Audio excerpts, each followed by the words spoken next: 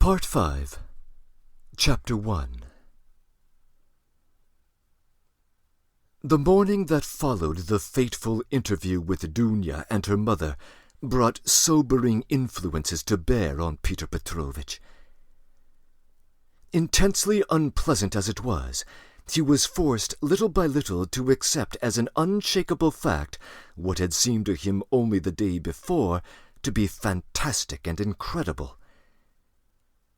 The black snake of wounded vanity had been gnawing at his heart all night.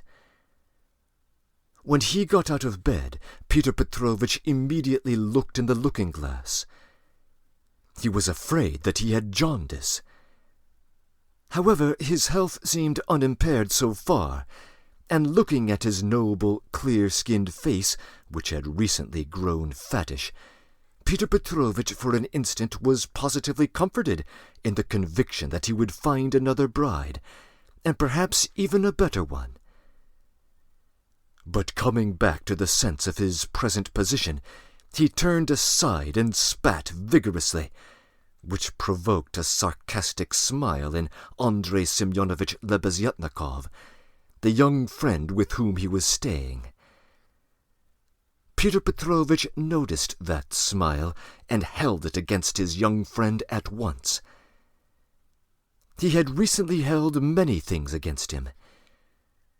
His anger was doubled when he reflected that he ought not to have told Andrei Semyonovich about the result of yesterday's interview. That was the second mistake he had made in his temper through impulsiveness and irritability. Moreover, all morning one unpleasantness followed another. He even found a hitch awaiting him in his legal case in the Senate. He was particularly irritated by the owner of the apartment which had been taken due to his approaching marriage and was being redecorated at his own expense. The owner, a rich German tradesman, would not entertain the idea of breaking the contract which had just been signed, and insisted on the full forfeit money, though Peter Petrovich would be giving him back the apartment practically redecorated. In the same way, the upholsterers refused to return a single ruble of the installment paid for the furniture purchased, but not yet removed to the apartment. "Am I to get married simply for the sake of the furniture?" Peter Petrovich ground his teeth, and at the same time once more he had a gleam of desperate hope. "Can it all really be over so irrevocably? Is it no use to make another effort?" The thought of Dunya sent a voluptuous pang through his heart. He went through agonies at that moment, and if it had been possible to kill Raskolnikov instantly by wishing it, Peter Petrovich would promptly have uttered the wish. "It was my mistake, too, not to have given them money," he thought, as he returned dejectedly to Lebeziatnikov's room. "And why on earth was I such a Jew? It was false economy. I meant to keep them without a penny so that they would turn to me as their providence. And look at them! Duh! If I'd spent about 1,500 rubles on them for the trunk and the presents, on knickknacks, dressing cases, jewelry, materials, and all that sort of trash from Knopp's and the English store, my position would have been better and stronger. They could not have refused me so easily. They are the sort of people that would feel bound to return money and presents if they broke it off, and they would find it hard to do it, and their consciences would prick them. How can we dismiss a man who has hitherto been so generous and delicate? I've made a blunder." And grinding his teeth again, Peter Petrovich called himself a fool, but not aloud, of course. He returned home, twice as irritated and angry as before. The preparations for the funeral dinner at Katerina Ivanovna's aroused his curiosity as he passed. He had heard about it the day before. He imagined, in fact, that he had been invited, but absorbed in his own worries he had paid no attention. When he asked Madame Lippevexel, who was busy laying the table while Katerina Ivanovna was away at the cemetery, he heard that the entertainment was going to be substantial, that all the tenants had been invited, some of whom had not known the dead man, that even Andrei Semyonovich Lebeziatnikov was invited, despite his previous quarrel with Katerina Ivanovna, that he, Peter Petrovich, was not only invited, but was eagerly expected, as he was the most important of the tenants. Amalia Ivanovna herself had been invited with great ceremony, despite all the recent unpleasantness, and so she was very busy with preparations and was taking real pleasure in them. She was, moreover, dressed up to the nines, in new black silk, and she was proud of it. All this gave Peter Petrovich an idea, and he went into his room, or rather Lebeziatnikov's, somewhat thoughtful. He had learned that Raskolnikov was to be one of the guests. Andrei Semyonovich had been at home all morning. Peter Petrovich's attitude to this gentleman was strange, though perhaps natural. Peter Petrovich had despised and hated him from the day he came to stay with him, and at the same time he seemed somewhat afraid of him. He had not come to stay with him on his arrival in Petersburg solely due to his own tight-fistedness, though that had been perhaps his chief object. He had heard that Andrei Semyonovich, who had once been his protégé, was a leading young progressive who was playing an important part in certain interesting circles, the doings of which were a legend in the provinces. It had impressed Peter Petrovich. These powerful, omniscient circles, which despised everyone and showed everyone up for what they really were, had long been for him a peculiar but wholly vague cause for concern. He had not, of course, been able to form even an approximate notion of what they meant. He, like everyone, had heard that there were, especially in Petersburg, progressives of some sort, nihilists and so on, and like many people he exaggerated and distorted the significance of these words to an absurd degree. What for many years past he had feared more than anything was being shown up for what he really was, and this was the chief ground for his continual uneasiness at the thought of transferring his business to Petersburg. He was afraid of this in the same way as little children are sometimes panic-stricken. Some years previously, when he was just embarking on his own career, he had come upon 2 cases in which rather important people in the province, patrons of his, had been cruelly shown up. One instance had ended in great scandal for the person attacked, and the other had very nearly ended in serious trouble. For this reason, Peter Petrovich intended to go into the subject as soon as he reached Petersburg, and, if necessary, to anticipate contingencies by seeking the favor of our younger generation. He relied on Andrei Semyonovich for this, and before his visit to Raskolnikov he had succeeded in picking up some current phrases. He soon discovered that Andrei Semyonovich was a commonplace simpleton, but that by no means reassured Peter Petrovich. Even if he had been certain that all the progressives were fools like him, it would not have allayed his uneasiness. All the doctrines, the ideas, the systems with which Andrei Semyonovich pestered him had no interest for him. He had his own object. He simply wanted to find out at once what was happening here. Did these people have any power or not? Had he anything to fear from them? Would they expose any enterprise of his? And what precisely was now the object of their attacks? Could he somehow make up to them and get round them if they really were powerful? Was this the thing to do or not? Couldn't he gain something through them? In fact, hundreds of questions presented themselves. Andrei Semyonovich was an anemic, scrofulous little man, with strangely flaxen mutton-chop whiskers, of which he was very proud. He was a clerk and had almost always something wrong with his eyes. He was rather soft-hearted, but self-confident, and sometimes extremely conceited in speech, which had an absurd effect, incongruous with his little figure. He was one of the tenants whom Amalia Ivanovna most respected, because he did not get drunk and paid regularly for his lodgings. Andrei Semyonovich was in fact rather stupid. He attached himself to the cause of progress and our younger generation out of his own enthusiasm.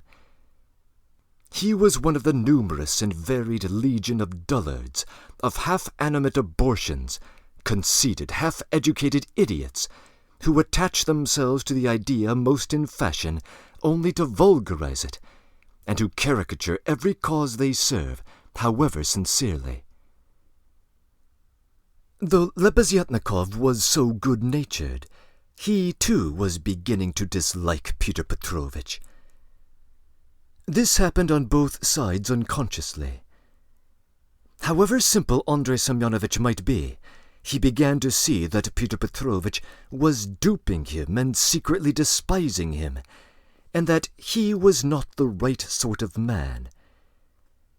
He had tried expounding to him the system of Fourier and the Darwinian theory, but of late Pyotr Petrovich began to listen too sarcastically, and even to be rude. The fact was, he had begun instinctively to guess that Lebeziatnikov was not merely a commonplace simpleton, but perhaps a liar too, and that he had no connections of any consequence even in his own circle, but had simply picked things up third-hand, and that very likely he did not even know much about his own work of propaganda, for he was in too great a muddle. A fine person he would be to show anyone up. It must be noted, by the way, that Pyotr Petrovich had, during those 10 days, eagerly accepted the strangest praise from Andrei Semyonovich. He had not protested, for instance, when Andrei Semyonovich congratulated him for being ready to contribute to the establishment of the new commune, or to abstain from christening his future children, or to acquiesce if Dunya were to take a lover a month after marriage, and so on. Pyotr Petrovich took such pleasure in hearing his praises sung that he did not even look down upon such virtues when they were attributed to him. That morning, Pyotr Petrovich happened to have cashed some 5% bonds, and now he sat down to the table and counted up bundles of notes. Andrei Semyonovich, who hardly ever had any money, walked around the room, pretending to himself that he could look at all those banknotes with indifference and even contempt. Nothing would have convinced Pyotr Petrovich that Andrei Semyonovich could really look on the money unmoved, and the latter kept thinking bitterly that Pyotr Petrovich was capable of entertaining such an idea about him, and was perhaps glad to get a chance to tease his young friend by reminding him of his inferiority and the great difference between them. He found him incredibly inattentive and irritable, though he, Andrei Semyonovich, began enlarging on his favorite subject, the foundation of a new special commune. The brief remarks that dropped from Pyotr Petrovich between the clicking of the beads on the abacus betrayed an impolite and unmistakable irony. But the humane Andrei Semyonovich ascribed Pyotr Petrovich's ill humor to his recent breach with Dunya, and he was burning with impatience to talk about it. He had something progressive to say on the subject, which might comfort his eminent friend, and could not fail to promote his development. "There is some sort of entertainment being prepared at the widow's, isn't there? Peter Petrovich asked suddenly, interrupting Andrei Semyonovich at the most interesting passage. "Do you really not know? But I was telling you last night what I think about all those ceremonies. And she invited you too, I heard. You were talking to her yesterday." "I would never have expected that foolish beggar to have spent on this feast all the money she got from that other fool, Raskolnikov. I was surprised just now when I went to take a look at the preparations there. The wines! Several people have been invited. It's beyond anything," continued Peter Petrovich, who seemed to have some purpose in pursuing the conversation. "What? Did you say I was invited as well? When was that? I don't remember. But I shan't go. Why should I? I only said a word to her in passing yesterday about the possibility of her obtaining a year's salary as a destitute widow of a government clerk.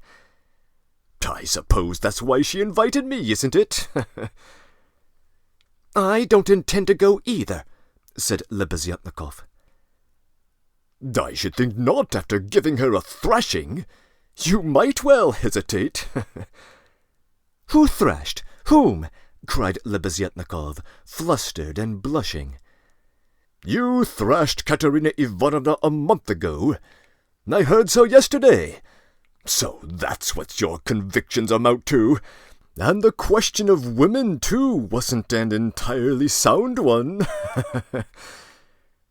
And Peter Petrovich, as though he were comforted, went back to clicking his beads.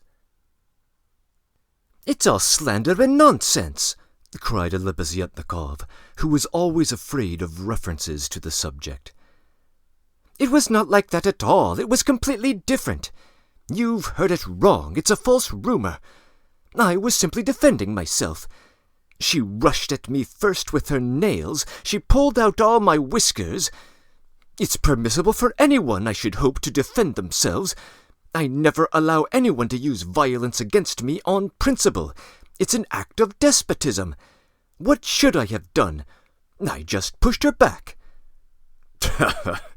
Luzhin went on laughing maliciously. "You keep on like that because you are in a bad mood yourself. But that's nonsense, and it has nothing whatsoever to do with the question of women. You don't understand. I used to think, in fact, that if women are equal to men in all respects, even in strength, as is maintained now, there ought to be equality in that too. Of course, I reflected afterwards that a question like that really shouldn't arise, because there shouldn't be any fighting, and in the future society fighting is unthinkable, and that it would be strange to try to find a principle of equality in fighting. I am not so stupid, though of course there is fighting. There won't be later, but at the moment there is. Damn it, how muddled I get with you! That's not why I'm not going.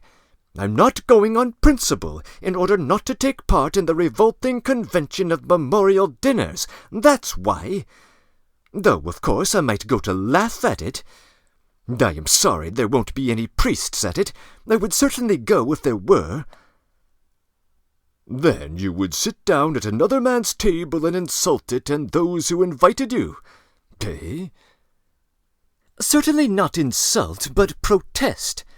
I would do it with a good purpose in mind. I might indirectly assist the cause of enlightenment and propaganda. It's every man's duty to work for enlightenment and propaganda, and the more harshly, perhaps, the better. I might drop a seed, an idea, and something might grow up from that seed. How should I be insulting them? They might be offended at first, but afterwards they'd see I'd done them a service.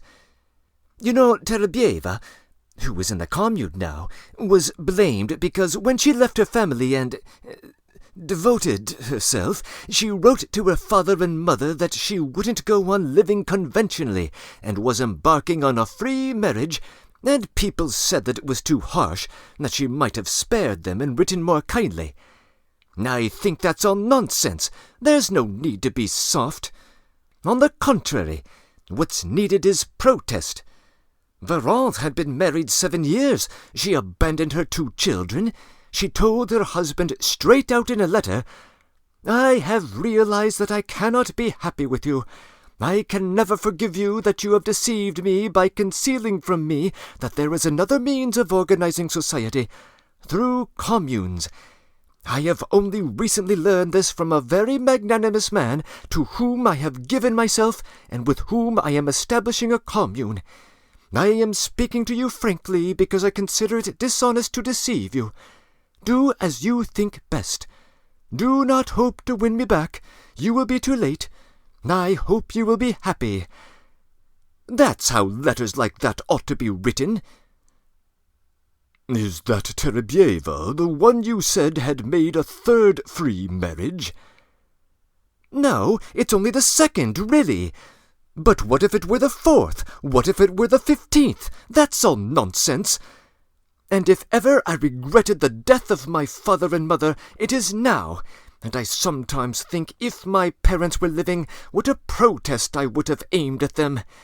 I would have done something on purpose. I would have shown them. I would have astonished them. I am really sorry there is no one." "To surprise? Well, be that as it may," Peter Petrovich interrupted. "But tell me this, do you know the dead man's daughter, the delicate-looking little thing? It's true what they say about her, isn't it?" "What of it? I think, that is, it is my own personal conviction, that this is the normal condition of women. Why not? I mean, let us distinguish. In our present society it is not altogether normal, because it is compulsory. But in the future society it will be perfectly normal, because it will be voluntary. Even as it is, she was quite right. She was suffering, and that was her asset, so to speak, her capital, which she had a perfect right to dispose of. Of course, in the future society there will be no need of assets, but her part will have another significance, which will be rational and in accordance with her environment. As for Sofya Semyonovna personally, I regard her action as a vigorous protest against the organization of society, and I respect her deeply for it. I rejoice, in fact, when I look at her." "I was told that you got her turned out of these rooms." Lebeziatnikov was enraged. "That's another slander," he yelled. "That's not true at all. That was all Katerina Ivanovna's invention. She didn't understand. And I never flirted with Sofya Semyonovna. I was simply developing her, entirely disinterestedly, trying to rouse her to protest. All I wanted was her protest, and Sofya Semyonovna could not have remained here anyway." "Have you asked her to join your commune?" "You keep on laughing, and very inappropriately, may I add. You don't understand. There is no such role in a commune. The commune is established so that there should be no such roles. In a commune, such roles are essentially transformed, and what is stupid here is sensible there. What, under present conditions, is unnatural becomes perfectly natural in the commune. It all depends on the environment. It's all the environment, and man himself is nothing. And I am on good terms with Sofya Semyonovna to this day, which is a proof that she never regarded me as having wronged her. I am trying now to attract her to the commune, but on a completely different level. What are you laughing at? We are trying to establish a commune of our own, a special one on a broader basis. We have gone further in our convictions. We reject more. And meanwhile I'm still developing Sofya Semyonovna. She has a beautiful, beautiful character." "And you take advantage of her fine character, eh?" No, on the contrary." "Oh, on the contrary. A strange thing to say." "Believe me, why should I disguise it?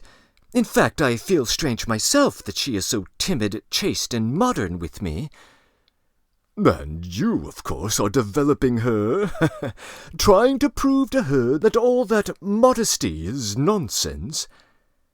Not at all, not at all. How coarsely, how stupidly. Excuse me for saying so. You misunderstand the word development.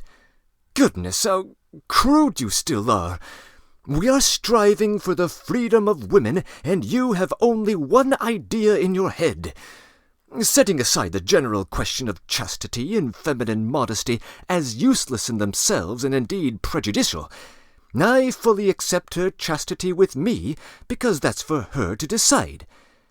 Of course, if she were to tell me herself that she wanted me, I should consider myself very lucky because I like the girl very much. But as it is, no one has ever treated her more courteously than I, with more respect for her dignity. I wait in hope, that's all. You had much better give her some kind of present. I bet you never thought of that. You don't understand. I've told you already. Of course she is in just that kind of a position, but that's another question entirely. You simply despise her. Seeing a fact which you mistakenly consider is worthy of contempt, you refuse to take a humane view of a fellow creature. You don't know what a character she is.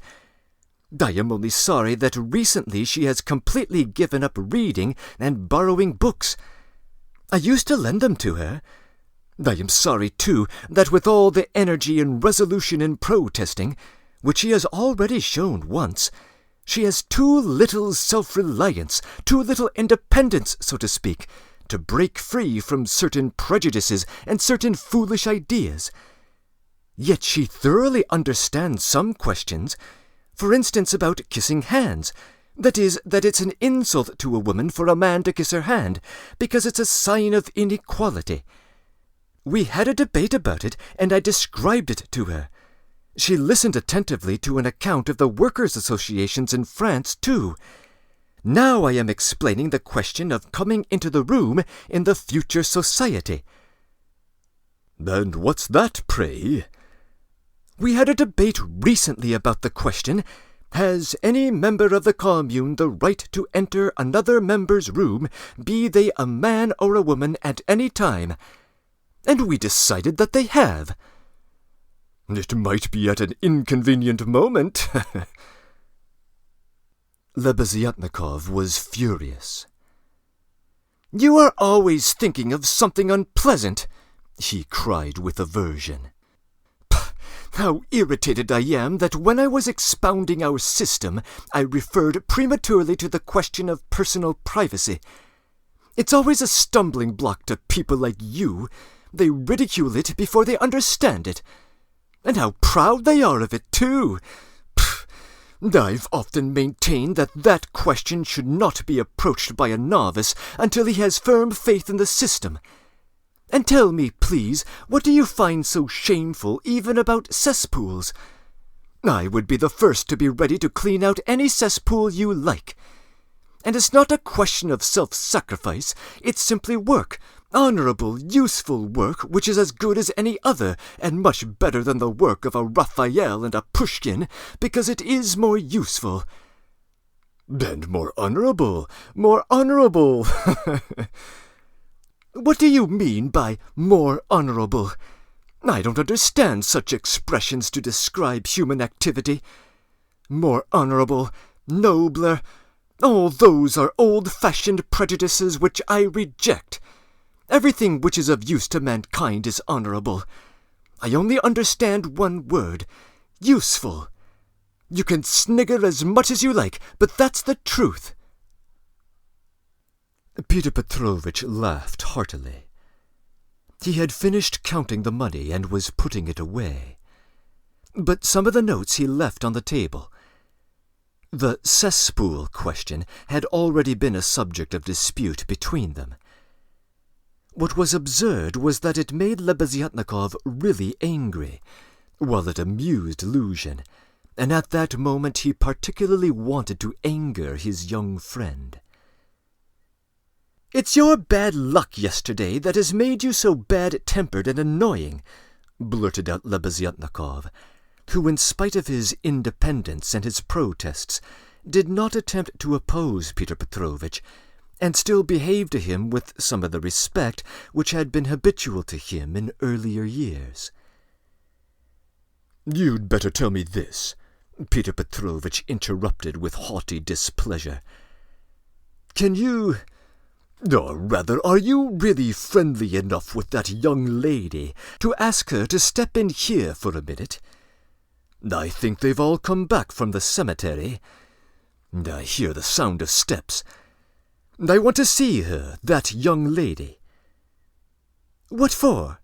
Lebeziatnikov asked with surprise. "Oh, I want to. I am leaving here today or tomorrow, and therefore I wanted to speak to her about... But you can stay while we talk. It would be better if you did, in fact. There's no knowing what you might imagine." "I shan't imagine anything. I only asked, and if you've anything to say to her, nothing would be easier than to call her in. I'll leave immediately, and you can be sure I won't be in your way."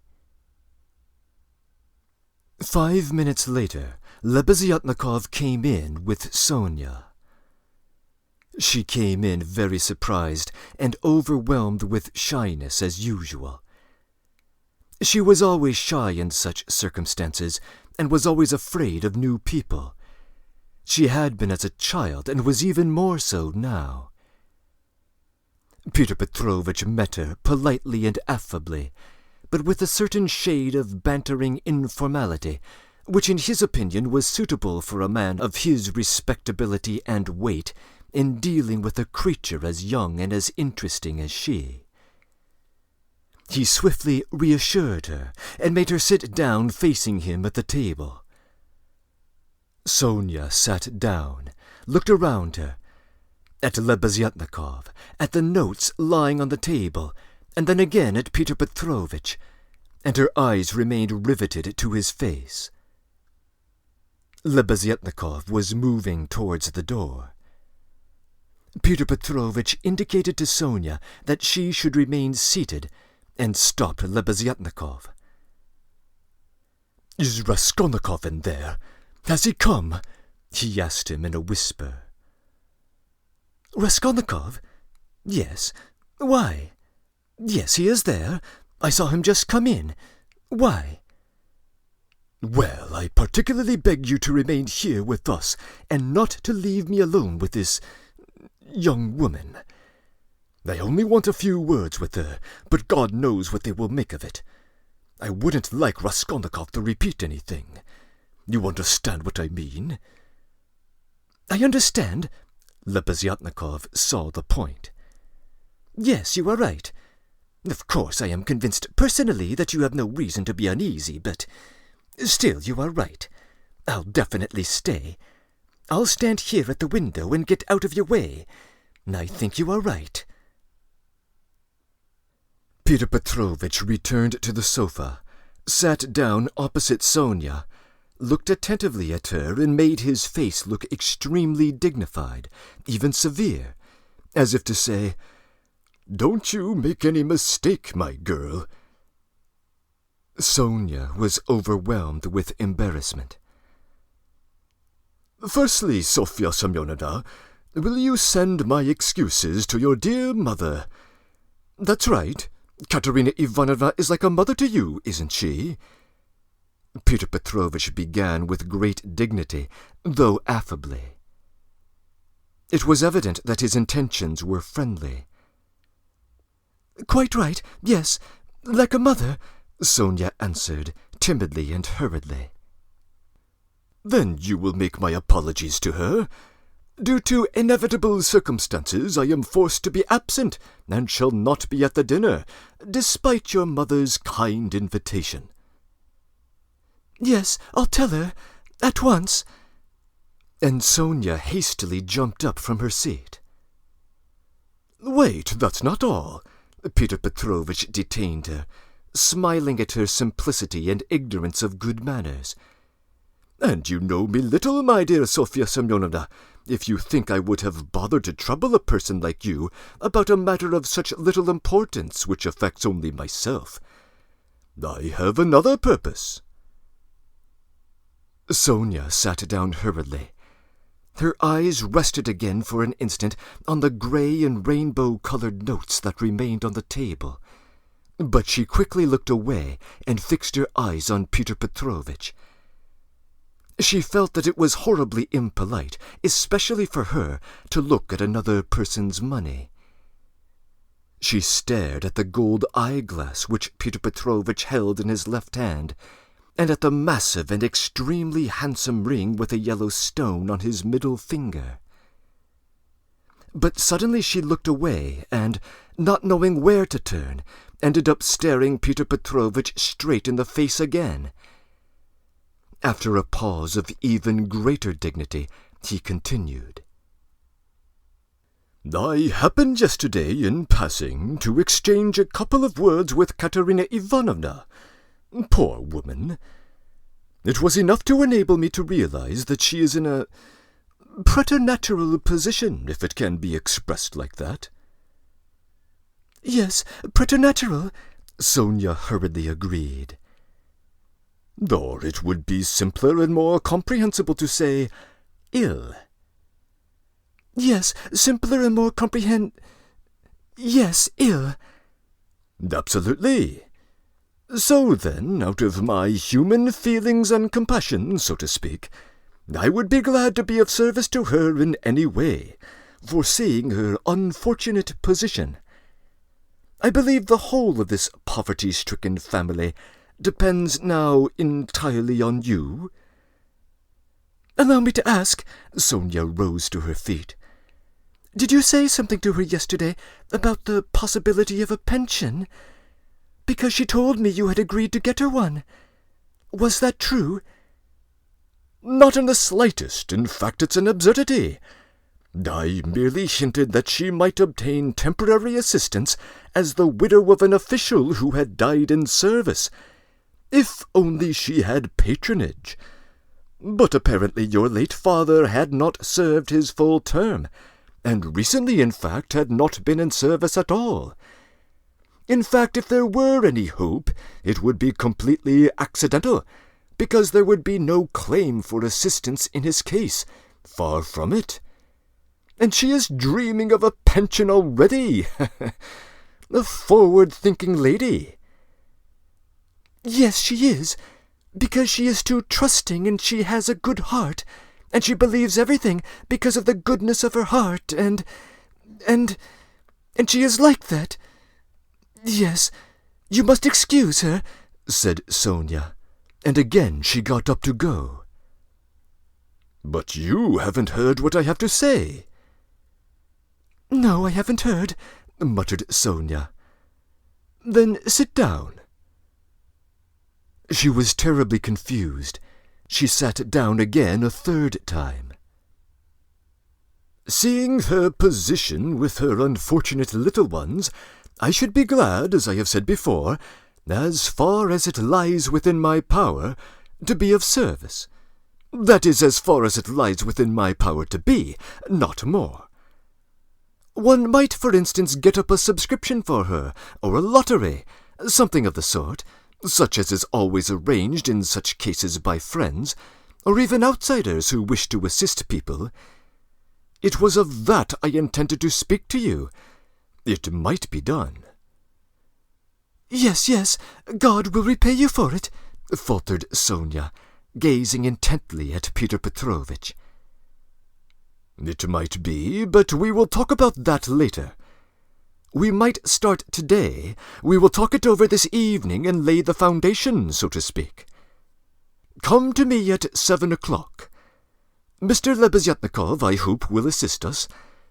But there is one circumstance of which I ought to warn you beforehand, and for which I would like to trouble you, Sofya Semyonovna, to come here.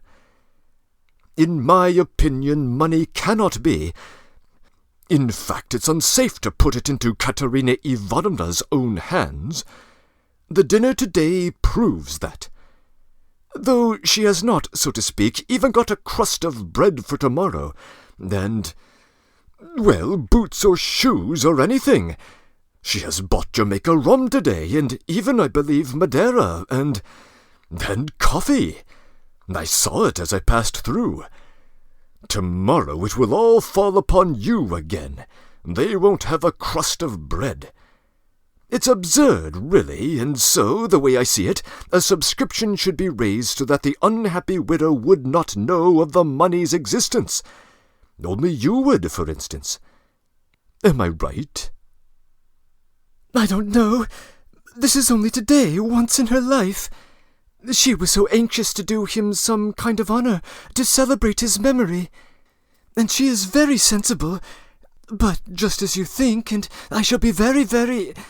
And they will all be, and God will reward, and the orphans. Sonia burst into tears. Very well, then, keep it in mind. And now will you accept for the benefit of your relation the small sum that I am able to spare, from me personally?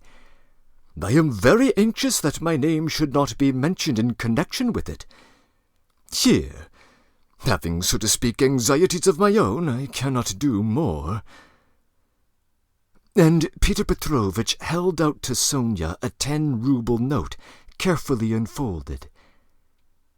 Sonia took it, flushed crimson, jumped up, muttered something, and began to leave. Peter Petrovich accompanied her ceremoniously to the door. She got out of the room at last, agitated and distressed, and returned to Katerina Ivanovna, overwhelmed with confusion. All this time Lebeziatnikov had stood at the window or walked around the room, anxious not to interrupt the conversation. When Sonia had gone, he walked up to Peter Petrovich and solemnly held out his hand. "I heard and saw everything," he said, laying stress on the last verb. "That is honorable. I mean to say, it's humane. You wanted to avoid gratitude, I saw. And although I cannot, I confess, in principle, sympathize with private charity, for it not only fails to eradicate the evil, but even promotes it, yet I must admit that I witnessed your action with pleasure. Yes, I like it." "That's all nonsense," muttered Peter Petrovich, somewhat disconcerted, looking carefully at Lebeziatnikov. "No, it's not nonsense. A man who has suffered distress and annoyance as you did yesterday, and who can still sympathize with the misery of others, such a man, even though he is making a social mistake, is still deserving of respect. In fact, I did not expect it of you, Peter Petrovich, especially as according to your ideas... Oh, what a drawback your ideas are to you! How distressed you are, for instance, by your bad luck yesterday!" cried the simple-hearted Lebeziatnikov, who felt his affection for Peter Petrovich return. "And what do you want with marriage, with legal marriage, my dear, noble Peter Petrovich? Why do you cling to this legality of marriage? Well, you may beat me if you like, but I am glad, truly glad it hasn't succeeded, that you are free, that you are not quite lost for humanity. You see, I've spoken my mind." "Because I don't want in your free marriage to be made a fool of and to bring up another man's children. That's why I want a legal marriage," Luzhin replied in order to make some answer. He seemed preoccupied by something. "Children? You referred to children." Lebeziatnikov started off like a war horse at the trumpet call. "Children are a social question, and a question of the utmost importance, I agree. But the question of children has another solution. Some refuse to have children altogether because they suggest the institution of the family. We'll talk about children later, but now, as for the question of honor, I confess that's my weak point.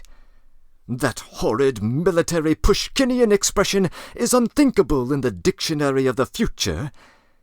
What does it mean? It's nonsense. There will be no deception in a free marriage.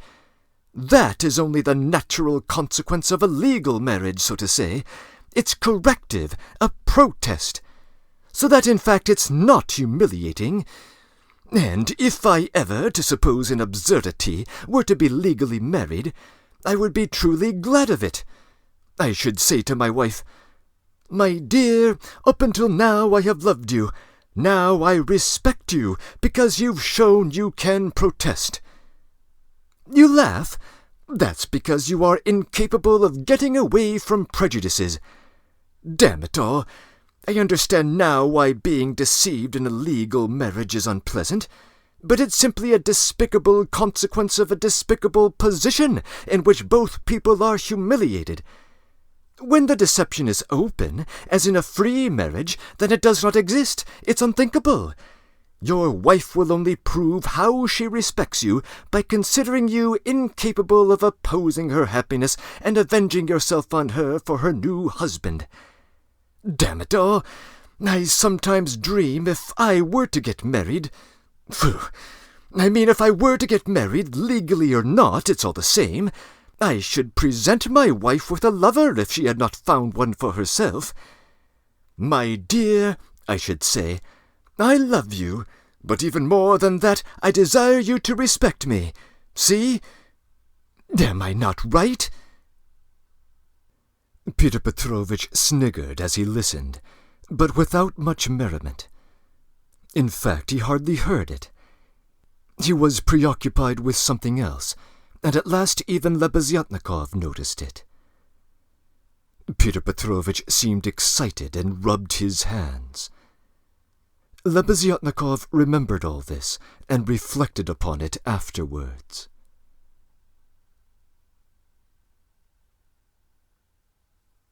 Breaking in. This chapter affords Dostoevsky the opportunity to lampoon his ideological opponents. Lebeziatnikov is, of course, a bit of a stooge, and the ideas he expresses, all of which represent the left-wing progressive platform of the 1860s, become ridiculous in his mouth. The notion that usefulness and not beauty is what matters most in life, with the implication that the value of a Pushkin is eclipsed by the value of a cesspool cleaner, comes from Chernyshevsky, and it finds its way into the discourse of the character Bazarov from Turgenev's flashpoint novel Fathers and Sons. Charles Fourier, briefly mentioned here, was an early French socialist who advanced the idea of the phalanstery, or a particular kind of commune.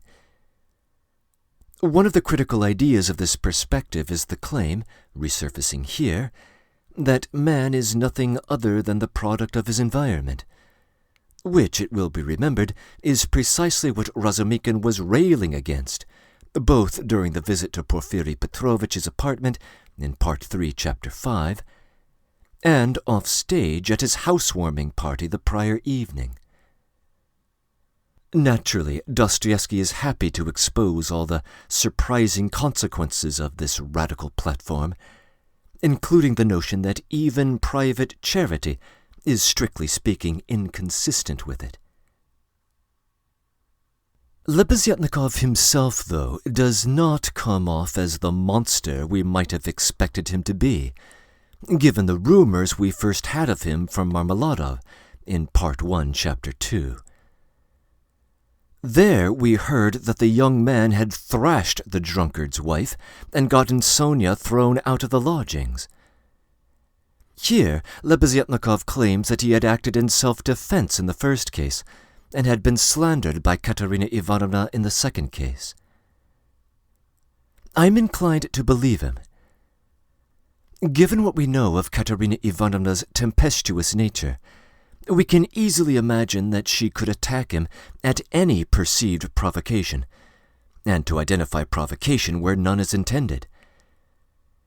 And given what we know of Katerina Ivanovna's unreliable presentation of events, we can easily imagine her both believing and spreading a false claim about Lebeziatnikov's role in the departure of her stepdaughter.